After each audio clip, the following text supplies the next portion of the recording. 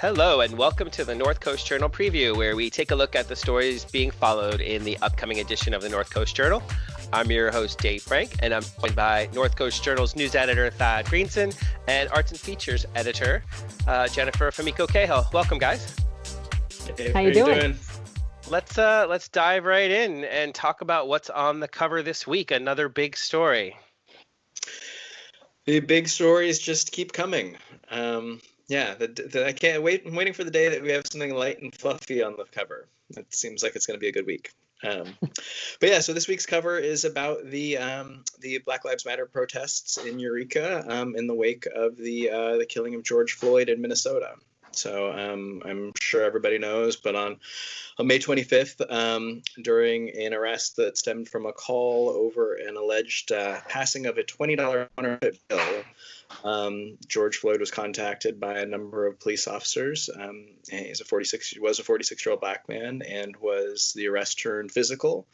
And he was pinned to the ground and with an officer's knee in the back of his neck very forcefully for more than 8 minutes, almost 9 minutes, and he died of asphyxia a short time later.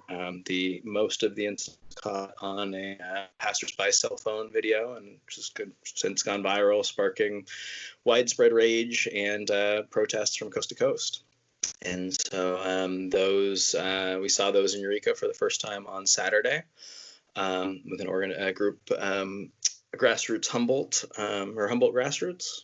I think it's Humboldt Grassroots, organized a protest in front of the courthouse, and then that was followed by another protest on Sunday, and then an event in front of the Eureka Police Department on Monday. Which Humboldt Grassroots did not organize the event on Sunday, is my understanding. It was.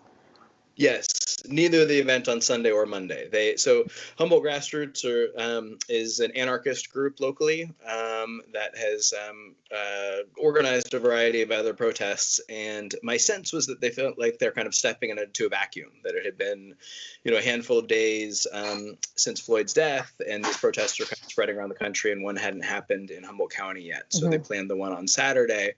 And then it sounds like kind of organically a group of people involved in various organizations locally, people of color, decided that they really should step to the forefront of Sunday's event. And so Humboldt Grassroots had been planning an event for Sunday, but it was they kind of stood down when some other organizers stepped forward. And the tone of the two events were very different. And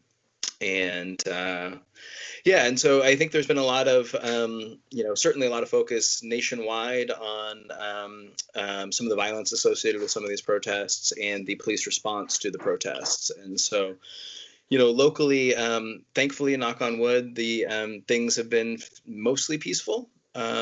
So Saturday's protest, they gathered at the courthouse, and then there were some speeches, and then they marched through the streets of Eureka, and there was some minor vandalism of spray painting on some walls and stuff, and there were a number of really tense incidents where protesters stopped traffic and surrounded cars, both just passing motorists and police cars. And there was kind of some, counter allegations that some of the protesters felt like motorists had either kind of had a disregard for their safety in driving through, or had even tried to hit them. And there was definitely some motorists who said they felt like their safety was put in jeopardy. They were afraid and had to kind of escape. And then there was kind of a similar back and forth with the police. So after Saturday's protest, I think there was a couple cop cars that were vandalized, a couple windows broken, and police felt. I think Eureka Police Chief Steve Watson said that a couple of his officers had been assaulted, although nobody was seriously hurt in any kind of way. And there were no arrests on Saturday. And then, the police did. But the police did, in fact, deploy pepper balls at some point. That was on Sunday. Yeah. On Sunday. Yeah, so Sunday's protest was much more peaceful during the day. There weren't kind of these tense exchanges for the most part, and protesters kind of marched through Eureka. There was a kind of a back and forth in front of the Eureka Police Department with the Sheriff William Hansel and Eureka Police Chief Steve Watson. That could have gotten tense, but seemed to kind of diffuse. And then it was really at the end of the night. I think the protest began in the late afternoon, and around 10:30 p.m., most of the protesters had gone home.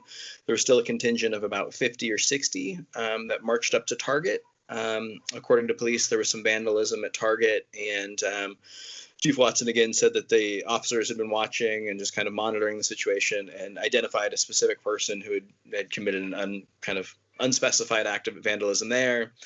And then the marchers were heading back back into the city, and somebody broke a window at Sizzler, allegedly. And then police felt like things might get out of hand and saw the opportunity to arrest the person that they had identified as allegedly having, committed some vandalism at Target.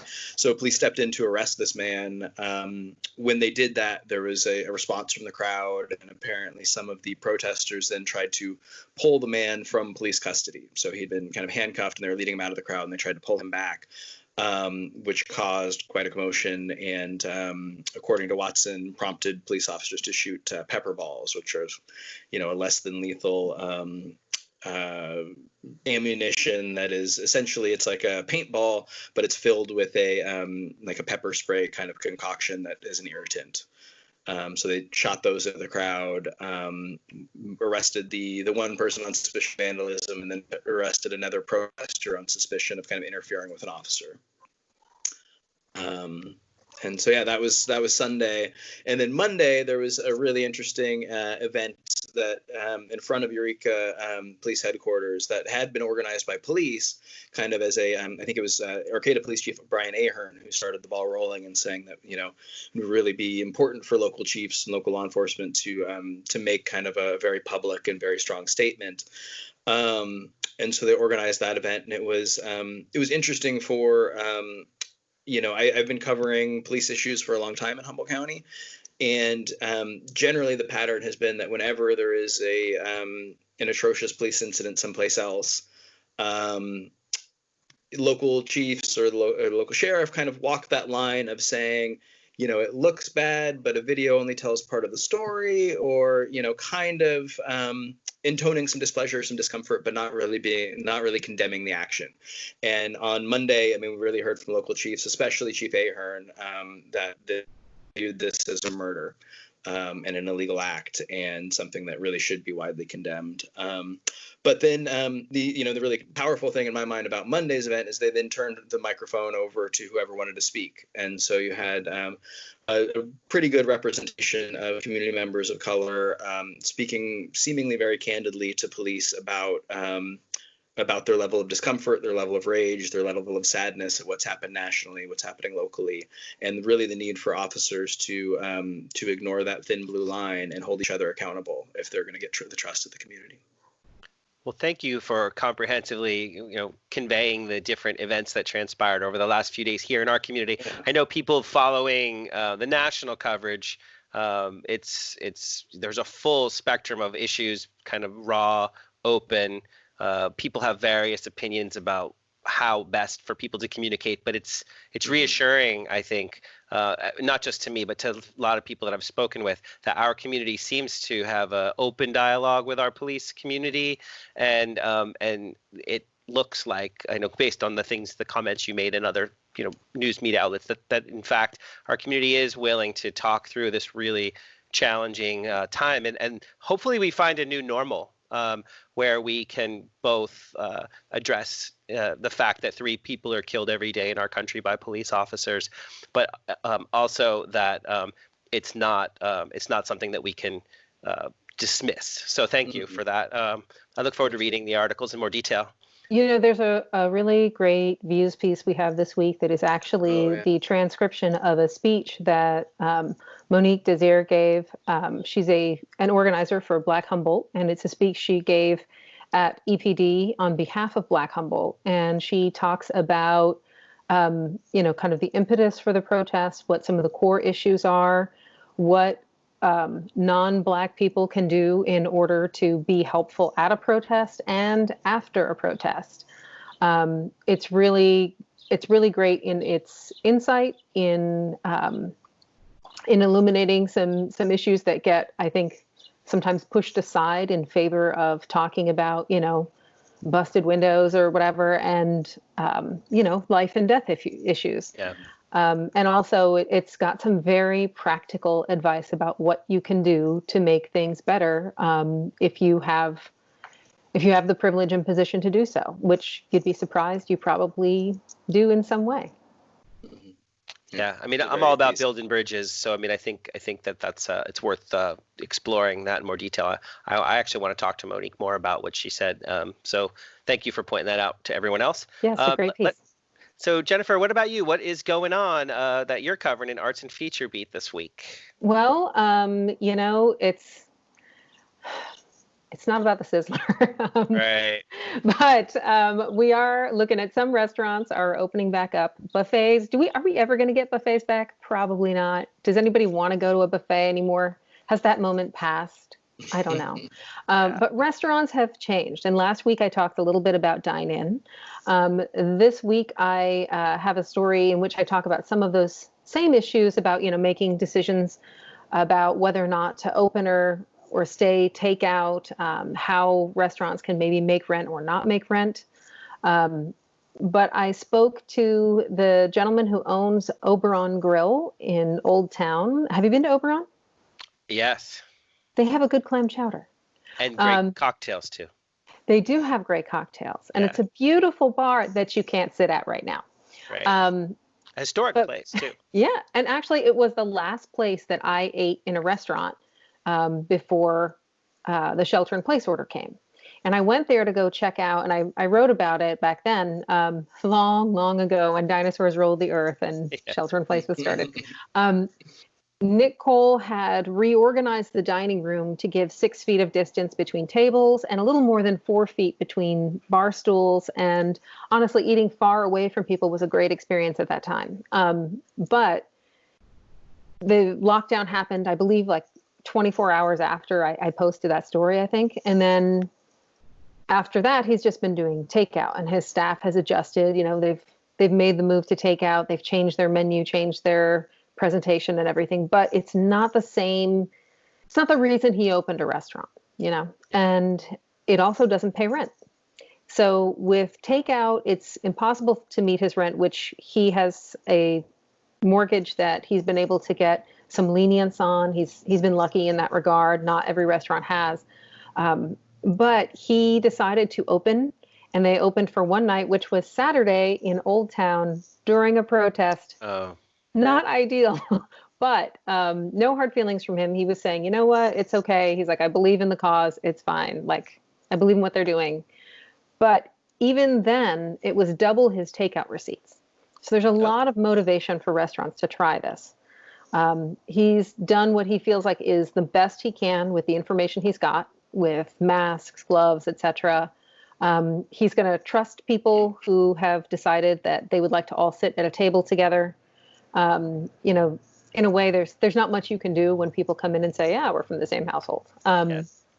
But it's been really interesting talking to him and seeing how he's changed his business. And one of the things that's changed that really struck me was the whole vibe of restaurants. Like, do you have like a place you're a regular at? Like, Yes. do either of you have that? Are you a regular somewhere? No, because you're always working. No. I don't want to do a shout out to anyone in particular, but there's a couple places that my peer group love. All right, you tell me later. But one of the things that makes a place feel special and makes us loyal to a place is that they will bend the rules for us, right? They let me get this other thing. They have a special hot sauce nobody knows about that I get, et cetera, et cetera. There are all kinds of things that people do to bend the rules and feel more special. They have a special table, whatever. But there's no more of that. The rule bending under COVID rules is not possible. You need to be wearing that mask as you walk through the restaurant to go to the restroom. You need to be not coming in if you are at all sick. You need to follow all kinds of rules. And it's changed the way that service is done. And along with changing, how they seat a room, how they look at their margins, because filling only 25% of your room will change your margins and will change what you can offer without going bankrupt. But it's been really interesting, and I'm watching as more restaurants try to adapt to this new scheme. And he said to me, the last thing he said to me in our conversation was that he used to plan, 6 months out in order to kind of stay agile and look at what he needs to serve, what he needs to order.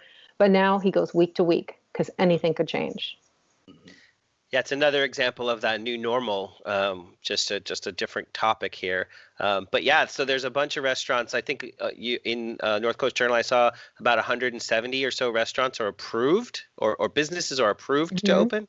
But the question is, at what level of density and are they going to really make it with this reduced footprint? So I guess it's an experiment that will unfold over the coming weeks. We'll see. Yeah. Well, thank you very much, guys. We have to wrap it up. We reached our time, and I love talking to you. I wish we had more time. Thanks for joining us again. That's going to do it for us. Oh, you're most welcome. North Coast Journal, check it out on newsstands and find it online. Pick one up, stay informed, and everybody stay safe. And Jennifer, take care. Till next time. See you next time.